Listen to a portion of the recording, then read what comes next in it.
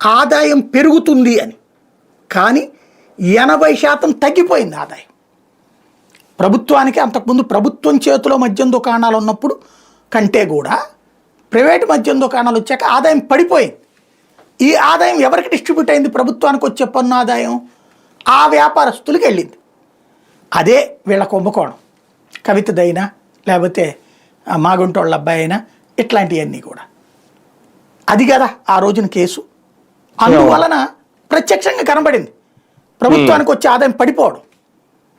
వ్యక్తులు లబ్ధి పొందారా లేదా అన్నటువంటిది ఫైనల్గా తేలుస్తారు. ప్రస్తుతానికైతే దాంట్లో వీళ్ళు 100 కోట్లు పంచారు, అది కేసు నిలబడదు, ఆ సాక్ష్యాలు. బట్ విధానపరంగా నిర్ణయం తీసుకునే అధికారం క్యాబినెట్కు ఉంది, గవర్నర్ అప్రూవ్ చేశారు కాబట్టి అందులో లోపం లేదు. కానీ అమలులో తప్పు చేశారు వాళ్ళు. ఏది ఆయన అనుమతి ఇవ్వని వాటికి షాపులకు పర్మిషన్ ఇవ్వడం అనేది క్రైమ్ అవుతుంది అక్కడ.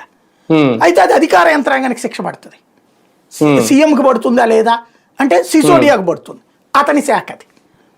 అది జైలుకి పడుతుంది, అతని శాఖ కాబట్టి వాళ్ళకి పడుతుంది. మళ్ళీ కేజ్రీవాల్ సేఫ్ అయిపోతాడు అక్కడ. ఇక్కడ జగన్ విషయంలో చూస్తే ఇక్కడ వీళ్ళు ఆరోపణ టోటల్గా మీరు చూస్తే నిన్న హెడ్డింగ్లు మొన్న హెడ్డింగ్లు చూస్తే ప్రభుత్వ ఆదాయానికి గండి కొట్టాడు అన్నటువంటిది.